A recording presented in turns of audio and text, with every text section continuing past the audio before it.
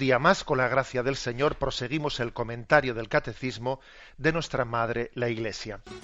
Sí, buenos días, ¿con quién hablamos? Buenos días, Monseñor Munilla.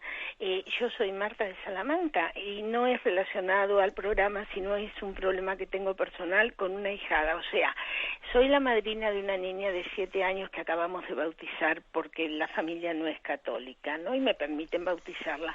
Y ahora estoy con la disyuntiva de no saber realmente qué hacer con el tema comunión, porque ya la tendría que poner en catequesis. Me permiten hacerlo, pero que me permitan no quiere decir que ellos vayan a fomentar nada en la niña, si es bien para la niña o no que la bauticemos, que tome la comunión.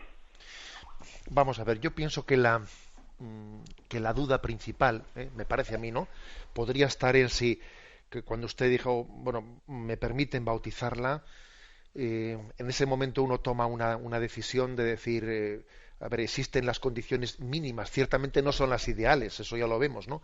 Pero existen las condiciones mínimas, pues para que pueda tener acceso alguien a la niña a darle la educación cristiana.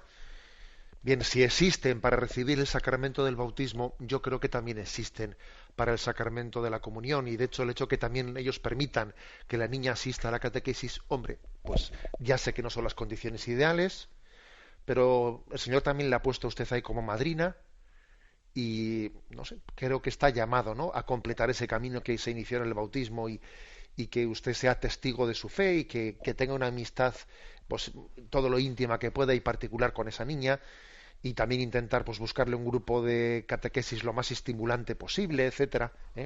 Yo creo que sí. Le encomendamos en esa imagen, porque en esta vida el Señor nos pone, pues, en el camino de la vida muchos retos que igual nunca hubiésemos imaginado. Damos paso a un siguiente oyente. Buenos días. Hola, buenos días. Buenos días, sí, le escucho. Mire, me ha gustado bastante la exposición que ha hecho un poco sobre la criatura, la creación, ¿no?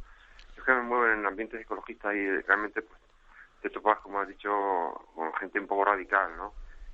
Que ya no es que contemple a los animales o algunas partes por encima del hombre, es que no lo contempla, ¿no? Yo creo que el movimiento pendular un poco, ¿no?, de haber vivido en esta sociedad de consumo, ¿no?, que nos lleva al consumo por encima de todo, no solamente de los animales, sino de las personas, ¿no?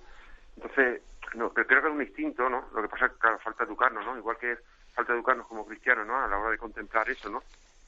Y, pues eso, yo trabajo en agricultura ecológica por motivos un poco de salud, ¿no? Porque empezó así y te das cuenta que estamos ingiriendo cantidad de cosas que nos hacen mal y que a veces el negocio, el dinero, pues está por encima de eso, ¿no? De esa forma de conciencia, ¿no?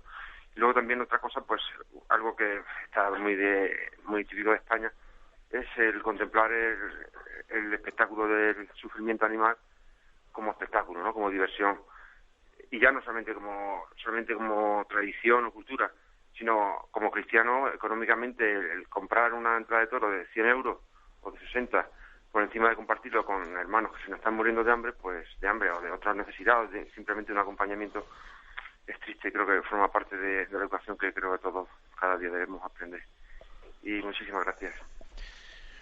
Bueno, interesante la llamada de ese oyente, que además dice que se dedica a digamos, a un tipo de agricultura, pues especialmente ecológica, etcétera, ¿no? Muy interesante. La verdad es que yo creo que uno de los problemas para vivir el sano ecologismo es que el ecologismo a veces lo suelen llevar no las personas que trabajan en el campo, sino las que viven en la ciudad. Creo que tenemos dentro de las grandes ciudades, pues, una generación, pues Mickey Mouse, iba a decir yo, ¿no? Una generación Walt Disney que la relación más directa que ha tenido con los animales ha sido esa, ¿no? De ver casi a los animales personalizados, con rostros personales en los dibujos animados.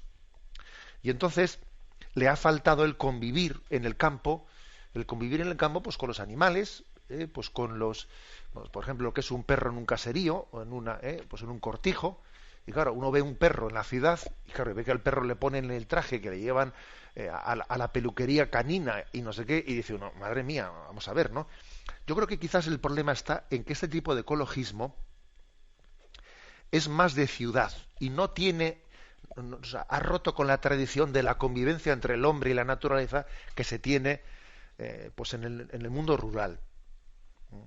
Me parece que en el mundo rural nos tiene que dar lecciones de ecologismo a las grandes urbes y no viceversa. Y no viceversa. Creo que eso sería mucho más sensato. Por eso que este oyente dice que él tiene también entornos y amistades, ¿no? Pues excesivamente con un radicalismo ecológico que no pone al hombre en el centro. Bueno, pues me imagino, apostaría a que en gran parte ese tipo de radicalismos se dan más en la ciudad, en las ciudades, que en el campo, donde no se conoce ese tipo de convivencia. Bueno, damos paso a un siguiente oyente. Buenos días. Hola, buenos días. Sí, adelante, le escuchamos. Mire, con todo mi respeto y admiración por la labor que realiza en su programa, creo que quizá habría que cuidar un poco más los comentarios sobre cosas que no conocemos en profundidad. Me ha llamado la atención lo que decía de los animales, criticando el radicalismo, el ecologismo radical. Los animales están a nuestro servicio de realidad, decía usted. Pero eso no justifica, por ejemplo, las horribles condiciones en que se cría ahora los animales, la cría intensiva, fábricas de carne, no crianza de animales, que terminan afectando nuestra salud al final. ¿Sería San Francisco radical? Lo llamaríamos radical por su posición respecto a los animales.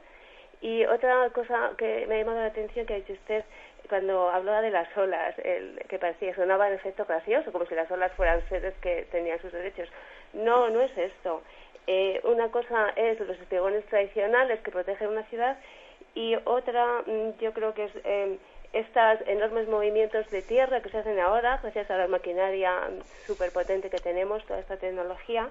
Esto tiene un efecto serio, y seguro que los expertos nos podrían decir mucho más, sobre las corrientes, sobre los depósitos de los sedimentos y la vida marina en la zona. Es lo que quería comentar. Gracias. Bueno, muchísimas gracias. Bien, yo asumo la crítica de que, claro, cuando uno se pone a poner ejemplos concretos, pues claro, si somos demasiado teóricos, pues igual somos un poco aburridos. Si ponemos ejemplos concretos, nos arriesgamos. Pero yo creo, sin embargo, que sí existe ese riesgo de ecologismo radical. Bueno, además es que no es que lo diga yo, es que creo que también el Santo Padre lo ha afirmado en distintas ocasiones, ¿no? Y creo que entre ese respeto a la creación, y entre esa especie de falsa veneración, que parece que casi estamos hablando de una especie de panteísmo, de negar la función de criatura al servicio del hombre, pues hay un punto intermedio que hay que conservarlo. Usted me pone el ejemplo de que también hay que pues poner unas condiciones mejores en las explotaciones intensivas de animales, etcétera. Bien, yo en ese tema no he entrado, y la verdad es que no niego que también pueda haber situaciones de explotación de animales que haya que revisarlas, ¿no? Pero obviamente tendrá que haber explotaciones intensivas. O sea, en una gran urbe de 10 millones de habitantes, pues no puede ser alimentada pues por una explotación de animales o de gallinas o de pollos que estén todos viviéndose en el campo. O sea, eso no es posible. La producción avícola tendrá que ser industrializada para poder alimentar las grandes ciudades. Entonces, en sí misma, la palabra explotación, ya sé que puede ser entendida incorrecta o correctamente. Yo ahora, de alguna manera, la utilizo en el sentido de producción, no de explotar en el sentido negativo.